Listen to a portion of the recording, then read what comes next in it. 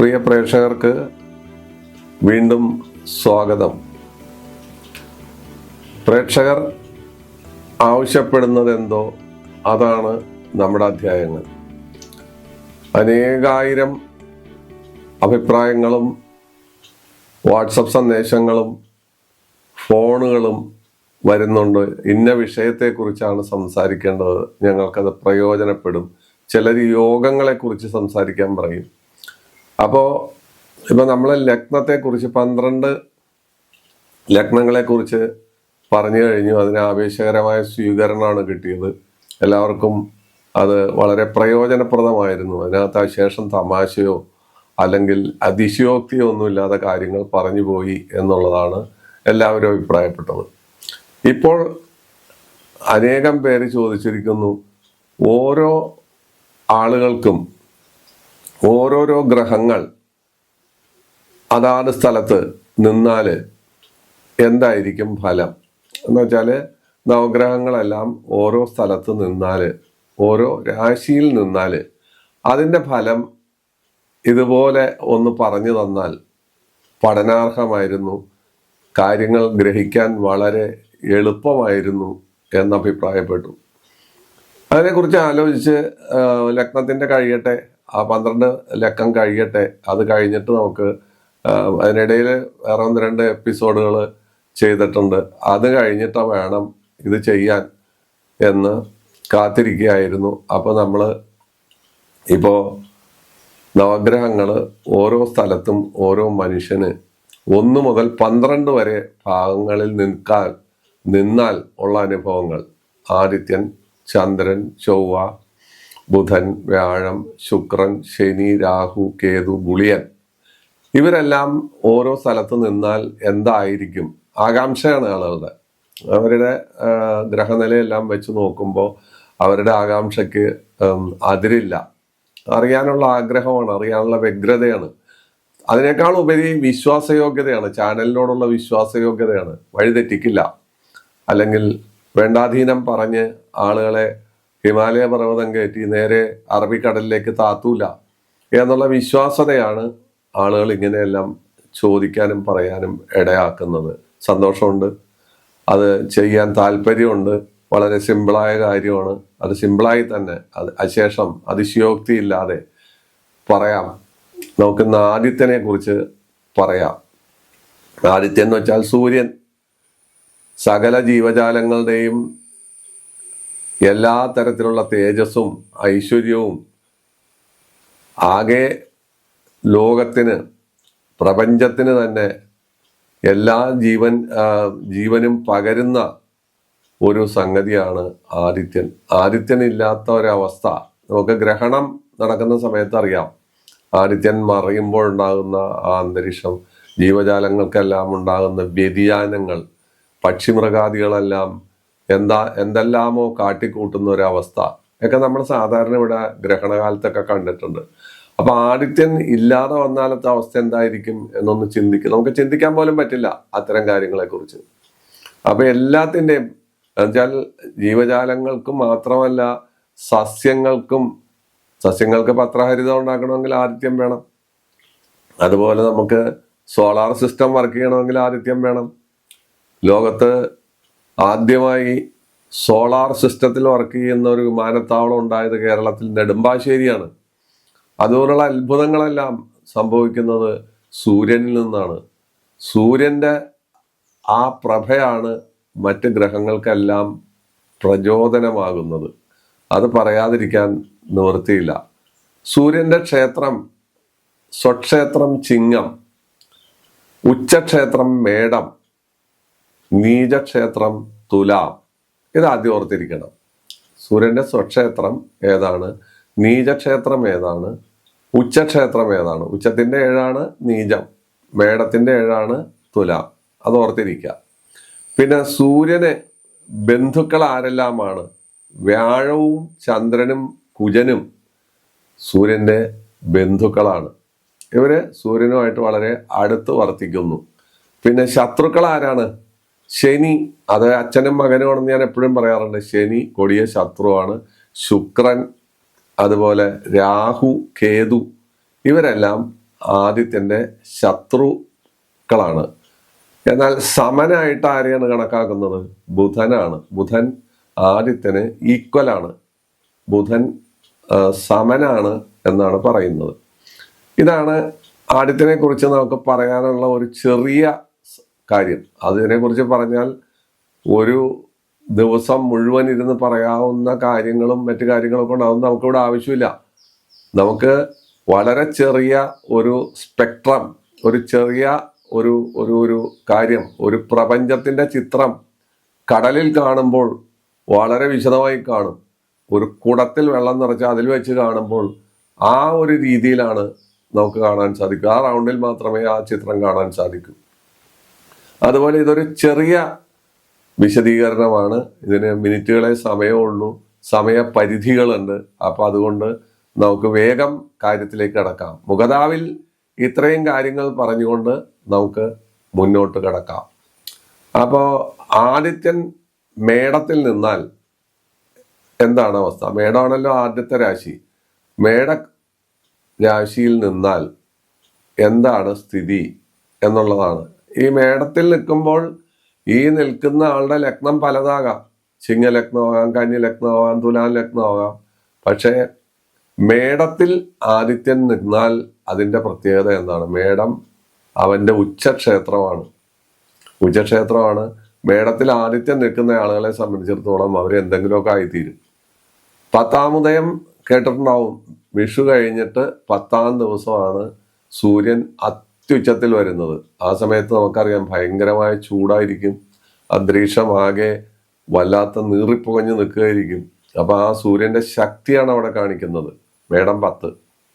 അപ്പൊ മേടമാസത്തിൽ നിന്നാൽ ആ വ്യക്തി എന്താകും എന്നാണ് നമ്മൾ അന്വേഷിക്കുന്നത്.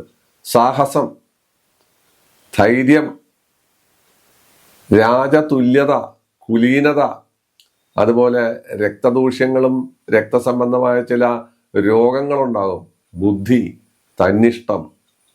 ഈ മേടത്തിൽ ആദിത്യൻ നിൽക്കുന്നവൻ എങ്ങനെ വന്നാലും ഏത് രീതിയിൽ വന്നാലും അവൻ്റെ തൊഴിലെല്ലാം മിടുക്കനായിരിക്കും. ആ തൊഴിൽ ഭാവമാണ്, 10ാം ഭാവമാണ് ആദിത്യന്റെ ക്ഷേത്രമെങ്കിൽ പറയാനും വേണ്ട. അല്ലെങ്കിൽ തന്നെ മേടത്തിൽ ആദിത്യൻ നിന്നാൽ ആ വ്യക്തിക്ക് എന്തെങ്കിലും ഒരു പ്രത്യേകത, എന്തെങ്കിലും തൊഴില്, അല്ലെങ്കിൽ പ്രസിദ്ധി, കീർത്തി, ഇങ്ങനെയൊക്കെയുള്ള കാര്യങ്ങൾ സാധാരണഗതിയിലുണ്ടാവും. സാഹസ പ്രവൃത്തികൾ ചെയ്യും. ഞാൻ ചുരുക്ക ഭാഷ, ഒരുപാട് പറയാം, നമ്മൾ ചുരുക്കി പറഞ്ഞു പോവുകയാണ്. അപ്പൊ മേടം രാശിയിൽ ആദിത്യൻ നിന്നാൽ എന്തായിരിക്കും എന്നാണ് ഈ പറഞ്ഞത്. ഇനി നമുക്ക് എടവൻ രാശിയിലേക്ക് പോവാം. മേടൻ രാശി ചൊവ്വയുടെ ക്ഷേത്രമാണ്. എടവൻ രാശി ശുക്രന്റെ ക്ഷേത്രമാണ്. ശുക്രന്റെ ക്ഷേത്രമായ എടവത്തിൽ ആദിത്യൻ നിന്നാൽ അയാൾക്ക് ജലത്തിൽ ഭയമുണ്ടായിരിക്കും, പക്ഷേ ഭാഗ്യവാനായിരിക്കും. സമ്പത്ത്, കാലിസമ്പത്ത്, വസ്ത്രവ്യാപാരം, സ്വർണ വ്യാപാരം, ഹോട്ടൽ വ്യാപാരം, അതുപോലെ സർക്കാർ ജോലി മുതലായ കാര്യങ്ങളിലെല്ലാം എടവത്തിൽ ആദിത്യൻ നിന്നാൽ സംഭവിക്കാറുണ്ട്. പക്ഷെ എടവം ആദിത്യന് അത്ര ഒരു ബലമുള്ള ക്ഷേത്രമല്ല എന്നുള്ളതാണ് സത്യം. കാരണം മേടത്തിലെ അത്യുച്ചാവസ്ഥ കഴിഞ്ഞ് അയാൾ കീഴ്പോട്ട് വരുന്നു. അപ്പോൾ എടവത്തിലെ ആദിത്യൻ മേടത്തിലെ ആ പ്രതാപം കഴിഞ്ഞ് കീഴ്പോട്ട് വരുന്നു എന്നൊരവസ്ഥ നമ്മൾ കാണണം. അപ്പം എടവത്തിൽ ആദിത്യൻ നിൽക്കുന്ന ആളുകളെ സംബന്ധിച്ചിടത്തോളം അവർക്ക് ഈ പറയുന്ന കാര്യങ്ങളെല്ലാം ഉണ്ടെങ്കിലും ആ പ്രതാപശക്തിക്കും ഉഗ്രത്വത്തിനും അത്ര വലിയ പ്രാധാന്യം ലഭിക്കില്ല. എടവം ആദിത്യന്റെ അത്ര ഒരു ഗംഭീരമായ അവസ്ഥയുള്ള ക്ഷേത്രമല്ല. തന്നെയല്ല, ഞാൻ ബന്ധുക്കളെയും ശത്രുക്കളെയും പറഞ്ഞ കൂട്ടത്തിൽ ശുക്രന്റെ ക്ഷേത്രമാണത്. അത് ശത്രു ക്ഷേത്രവും കൂടിയാണ്. ആ ഒരു ഡിഫക്റ്റ് കൂടി അവിടെ ഉണ്ട്. എന്നിട്ട് പേടിക്കണ്ട, അവന്റെ നിപ്പും മറ്റ് ഗ്രഹങ്ങളുടെ എല്ലാ അവസ്ഥയൊക്കെ അനുസരിച്ചിട്ട് ഗുണഫലം തരാം, തരാതിരിക്കാം. ഇത് രണ്ടും സംഭവിക്കാം. കാരണം ഒരു ജാതകത്തില് പല ഗ്രഹങ്ങളും പല സ്ഥലത്ത് നിന്നിട്ട് നമ്മളെ അനുഗ്രഹിക്കുകയും അതുപോലെ നമ്മളെ തുലയ്ക്കുകയും ചെയ്യും. അങ്ങനത്തെ അവസ്ഥയുണ്ട്. അപ്പൊ അതുകൊണ്ട് നമുക്ക് എടവത്തിലെ ആദിത്യനെ കുറിച്ച് നമുക്ക് ഇത്രത്തോളം പറയാം. മിഥുനം ബുധന്റെ ക്ഷേത്രമാണ്. ബുധൻ സൂര്യന് സമാനനാണ്, ഈക്വലാണ്. രവി ബുധ യോഗം. സൂര്യനും ബുധനും കൂടി കൂടിക്കഴിഞ്ഞാൽ രവി ബുധ യോഗം ഉണ്ടാകാറുണ്ട്. നിപുണ യോഗം എന്ന് പറയും. ഏത് കാര്യത്തിൽ എക്സ്പെർട്ട് ആകുക, മിടുക്കനാകുക, എന്ത് കാര്യം ചെയ്യാനും ഒക്കെ ഒരു തൻ്റെ ഇടം ഉണ്ടാവുക. ഇതാണ് എല്ലാ പോലീസുകാർക്കും ഉണ്ടാവും ഈ നിപുണ യോഗം. കാരണം വെച്ചാൽ ആദിത്യനും ബുധനും അടുത്തടുത്ത് സഞ്ചരിക്കുന്ന ആളാണ്. അതാണ് അതിന്റെ പ്രത്യേകത. ഏറ്റവും കൂടുതൽ മൗഢ്യം വരുന്നതും ബുധനാണ്. കാര്യം എന്താണ്? സൂര്യന്റെ പ്രഭയില് ബുധൻ മൗഢ്യത്തിൽ വരും. അതാണ് അതിന്റെ കാര്യം. അപ്പോ മിഥുനത്തിൽ ആദിത്യൻ നിന്നാൽ, സൂര്യൻ നിന്നാൽ കണക്ക്, കല, സൽസ്വഭാവം, വാഗ്വിലാസം, പ്രസിദ്ധി, കീർത്തി, നല്ല കലാകാരന്മാര്, നല്ല കണക്ക് ശാസ്ത്രജ്ഞന്മാര്, നല്ല എഞ്ചിനീയർമാര്, അതുപോലെ കലാപരമായി കഴിവുള്ള പാട്ടുകാര്, നടന്മാര് എന്ന് വേണ്ട പല തരത്തിലുള്ള ആളുകളും ഈ വിഭാഗത്തിൽ പെടുന്ന വളരെ ബുദ്ധികൂർമ്മതയായിരിക്കും ഇവർക്ക്. കാരണം ബുധനും രവിയും സൂര്യനും സമന്മാരാണ്. അവർക്ക് തമ്മിൽ അങ്ങോട്ടും ഇങ്ങോട്ടും ഒരു നാഴിയിൽ ഒരു നാഴി പോകൂല എന്നുള്ള രീതിയിൽ നിൽക്കുന്ന ആളുകളാണ്. അതുകൊണ്ട് ഈ മിഥുനത്തിലെ രവി ഇത്തരത്തിലുള്ള പ്രതിഭാസങ്ങൾ ആളുകൾക്ക് നൽകുന്നു. അത് ബുധന്റെ ക്ഷേത്രമാണ്. കർക്കടകത്തിലേക്ക് വരാം. കർക്കടകം ചന്ദ്രന്റെ ക്ഷേത്രമല്ലേ? അത് ചന്ദ്രനും സൂര്യനും തമ്മിൽ വേറെ ശത്രുതകളോ അല്ലെങ്കിൽ രണ്ടും രണ്ട് രീതിയിൽ സഞ്ചരിക്കുന്ന ആളുകളാണെന്ന് മാത്രമേ ഉള്ളൂ. ചന്ദ്രന്റെ പ്രഭ വേറെ, സൂര്യന്റെ ശക്തിയും ചൂടും വേറെ. ചന്ദ്രന് കുളിർമ കൂടും, മറ്റത് അങ്ങനെയല്ല, ചൂട് കൂടും. അപ്പൊ കർക്കടകം ചന്ദ്രന്റെ ക്ഷേത്രമാണ്. അവിടെ രവി നിന്നാൽ, ആദിത്യൻ നിന്നാൽ ധനം, പ്രതാപം, ഇവ കാര്യങ്ങളൊക്കെ ഉണ്ടാവും. പക്ഷെ ക്രൂരത, പിതാവുമായി അകലം, കുടുംബത്തിൽ കലഹശീലം, ഭാര്യാഭർത്തൃ ബന്ധത്തിൽ പ്രശ്നങ്ങൾ ഉണ്ടാകുക, കുട്ടികളുടെ കാര്യത്തിലും പ്രശ്നങ്ങൾ ഉണ്ടാകുക. പ്രശ്നങ്ങൾ എന്ന് വെച്ചാൽ കുട്ടികൾ നമുക്ക് വേണ്ട രീതിയിലാവാതെ പഠിക്കാതെയോ അല്ലെങ്കിൽ അവരുടേതായ വഴി കൂടിയൊക്കെ പോവുക. മനസ്സിന് ചഞ്ചലിപ്പുണ്ടാകുക. ചന്ദ്രൻ മനസ്സിന്റെ കാരകനാണ്. അപ്പോൾ അങ്ങനെ വരുമ്പോൾ ആ ചന്ദ്രന്റെ ബലം അവിടെ കുറയുകയും സൂര്യന് ബലം കൂടുകയും ചെയ്യുന്നു. സൂര്യൻ എല്ലാത്തിൻ്റെയും ഉച്ചസ്ഥായിയിൽ നിൽക്കുന്ന ആളല്ലേ. അപ്പൊ അതാണ് കർക്കടക മാസത്തിൽ അല്ലെങ്കിൽ കർക്കടകൻ രാശിയിൽ സൂര്യൻ നിന്നാൽ ഉള്ള ഫലം. ഇനി ചിങ്ങം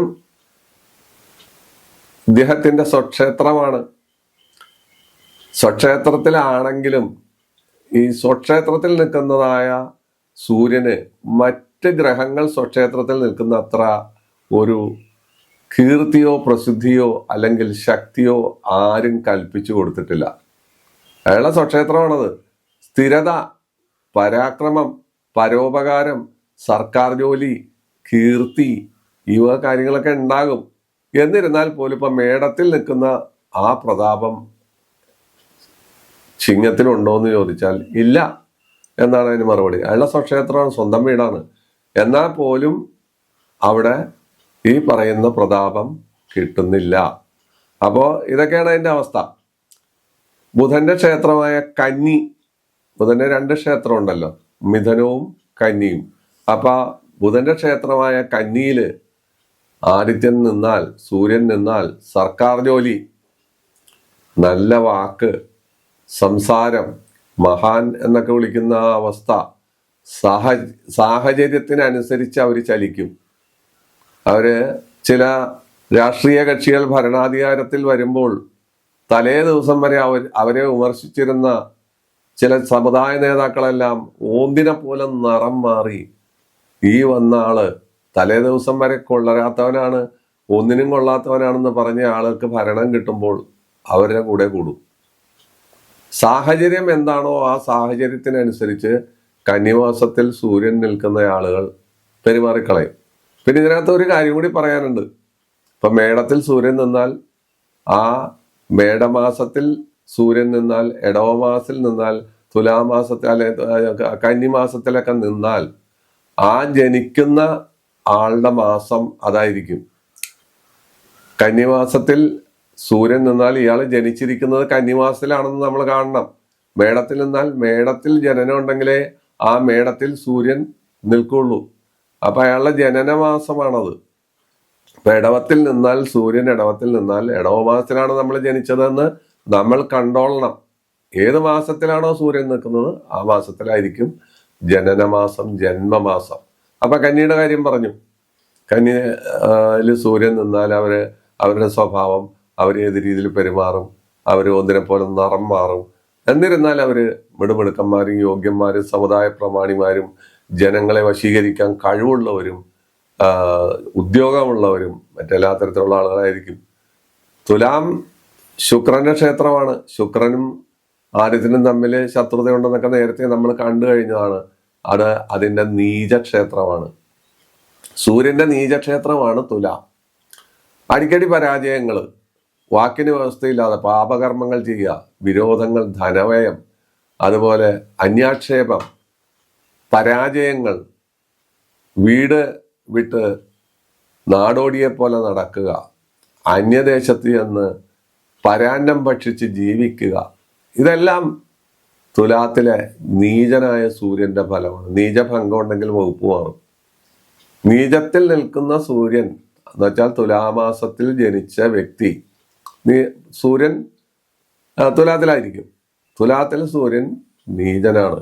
ആ നീചനായ സൂര്യൻ അവിടെ നിൽക്കുമ്പോൾ ഉണ്ടാകുന്ന ഏതാനും ചില കാര്യങ്ങളാണ് പറഞ്ഞത്. മുഴുവനല്ല, മുഴുവൻ പറയണമെങ്കിൽ ഒരുപാട് സമയമെടുക്കും. ഒരുപാട് കാര്യങ്ങൾ പറയേണ്ടി വരും. അതാണ് തുലാമാസത്തിൽ നീചനായ സൂര്യന്റെ പ്രത്യേകത. അവിടേക്ക് വ്യാഴത്തിന്റെ ദൃഷ്ടി വന്നാൽ സംഗതി മാറും. അല്ലെങ്കിൽ നീചഭംഗ രാജയോഗം വന്നാൽ വകുപ്പ് മാറും. അത് പ്രത്യേകം ഓർത്തിരിക്കണം. എല്ലാ കാര്യത്തിനും എക്സെപ്ഷൻസ് ഉണ്ട്. എല്ലാ കാര്യത്തിനും ഇങ്ങനെയുള്ള ചില പ്രത്യേകതകൾ ഈ ശാസ്ത്രത്തിലുണ്ട്. ഇനി വൃശ്ചികൻ ചൊവ്വയുടെ ക്ഷേത്രമാണ്. ചൊവ്വയുടെ ക്ഷേത്രത്തില് വരുമ്പോൾ ചൊവ്വയും രവിയും തമ്മിൽ, ആദിത്യനും തമ്മിൽ ശത്രുതയുണ്ട്. വൃശ്ചികം രവി വന്നാൽ കലഹം, ക്രൂരത, മാതാപിതാക്കൾക്കെല്ലാം ശല്യം ചെയ്യുക, അഗ്നിസംബന്ധമായ ജോലി ചെയ്യുക, പരനിന്ദ ചെയ്യുക, വിഷവസ്തുക്കൾ കൈകാര്യം ചെയ്യുക, മനസ്സിൽ ക്രൂരത ഉണ്ടാകുക, ഇങ്ങനെയൊക്കെയുള്ള കാര്യങ്ങൾ വൃശ്ചികമല്ലേ. വൃശ്ചികത്തെക്കുറിച്ചൊക്കെ നമ്മൾ ലഗ്നത്തെ പറ്റി പറഞ്ഞപ്പോൾ ഒരുപാട് പറഞ്ഞിട്ടുണ്ട്. അതിനി ആവർത്തിച്ച് വൈരസ്യം ഉണ്ടാക്കുന്നില്ല. അപ്പൊ വൃശ്ചികത്തിലെ സൂര്യന്റെ സാന്നിധ്യം ഇത്തരത്തിലുള്ള കാര്യങ്ങളാണ് ഉണ്ടാകുന്നത്. കാരണം അത് ചൊവ്വയുടെ ക്ഷേത്രമാണ്. സൂര്യന്റെ ശത്രുവാണ് ചൊവ്വ. അത് ഓർത്തിരിക്കണം. ഇനി ധനുമാസത്തിലാണ് ആദിത്യം നിൽക്കണമെങ്കിൽ അത് വ്യാഴത്തിന്റെ ക്ഷേത്രമാണ്. വ്യാഴം സൂര്യന്റെ ബന്ധുവാണ്. സൂര്യനും വ്യാഴവും തമ്മിൽ ബന്ധുത്വമുണ്ട്. സൂര്യനും വ്യാഴവും തമ്മിൽ ബന്ധുക്കളാണ്. അപ്പോ ധനുവിൽ സൂര്യൻ നിന്നാൽ ബുദ്ധി, ധനം, സ്വജനക്ഷേമം, ജനനേതൃത്വം, സർക്കാർ ജോലി, കോടതി, അതുപോലെ വക്കീൽ പണി മുതലായ കാര്യങ്ങളിലെല്ലാം ഈ വ്യക്തിയോ ആണായാലും പെണ്ണായാലും അവരെ സംബന്ധിച്ചിടത്തോളം അവരുടെ കുടുംബജീവിതം വളരെ അച്ചടക്കമുള്ളതും തൃപ്തിയുള്ളതും വളരെ കൃത്യനിഷ്ഠയോടുകൂടി ചലിക്കുന്നവരുമായിരിക്കും. അവര് അന്യർക്ക് സദാ സഹായം ചെയ്യാനോ മറ്റുള്ളവർക്ക് സേവനം ചെയ്യാനോ സർക്കാർ ജോലിക്കാരനായി കൈക്കൂലി വാങ്ങാൻ മടിക്കുകയോ ചെയ്യുന്ന സ്വഭാവമായിരിക്കും ധനുവില് ആദിത്യം നിന്നാൽ. കാരണം വ്യാഴത്തിന്റെ സ്വാത്വിക സ്വഭാവം അവിടെ പടരും.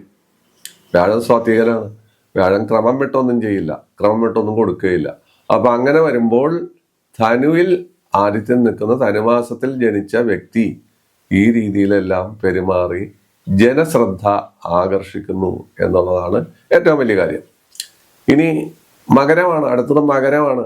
മകരമാസത്തിലെ സൂര്യൻ, മകരൻ ശനിയുടെ ക്ഷേത്രമാണ്. ശനിയും ആദിത്യനും തമ്മിൽ, സൂര്യനും തമ്മിൽ ശത്രുതയുണ്ട്. അച്ഛനും മകനുമായി എന്ന് പറഞ്ഞിട്ട് കാര്യമില്ല. അപ്പം മകരത്തിൽ സൂര്യൻ നിന്നാൽ, മകരത്തിൽ സൂര്യൻ വരുന്ന പറഞ്ഞാൽ അവിടെ ഉത്തരായന കാലം തുടങ്ങുകയാണ്. ഉത്തരായന കാലം തുടങ്ങുകയാണ്. കർക്കടകം മുതൽ മകരം വരെ ദക്ഷിണായനവും, മകരം മുതൽ കർക്കടകം വരെ ഉത്തരായന കാലമാണ്. ഉത്തരായന കാലം പുണ്യകാലമാണ്. പക്ഷെ മകരത്തിൽ ആദിത്യൻ നിന്നാൽ സഞ്ചാരം, കുടുംബകലഹം, അലസത, മടി, രോഗം, കണ്ണിന് തകരാറുകൾ, കാഴ്ചശക്തിക്ക് എന്തെങ്കിലും തരത്തിലുള്ള കണ്ണട വെക്കേണ്ടി വരിക, അല്ലെങ്കിൽ ദൂരക്കാഴ്ച ശരിയാവാതെ വരിക, തിമിരത്തിന്റെ ശല്യം ഉണ്ടാകുക, ഇങ്ങനെയൊക്കെയുള്ള കാര്യങ്ങൾ സാധാരണഗതിയിൽ വരുന്നു. ഇനി കുംഭം രാശി, കുംഭൻ രാശിയിൽ ആദിത്യൻ നിന്നാൽ എന്തായിരിക്കും ഫലം എന്നുള്ളതാണ് പറയുന്നത്. കുംഭൻ രാശി ശനിയുടെ ക്ഷേത്രമാണ്. അപ്പോൾ ശനിയും ആദിത്യനും തമ്മിൽ ശത്രുതയുണ്ട്. പക്ഷെ അതിവിടെ ബാധകമല്ല. കാരണം കുംഭം ആദിത്യന് സാമാന്യം ബലമുണ്ട്. കാരണം അവൻ ഉച്ചാരോപിയാണ്, മേലോട്ട് പോവുകയാണ്. കാരണം മീനം മേടം അതൊക്കെ ആ ഉച്ചത്തിലേക്ക് പോവുകയാണ്, ബലം കൂടുകയാണ് അവിടെ.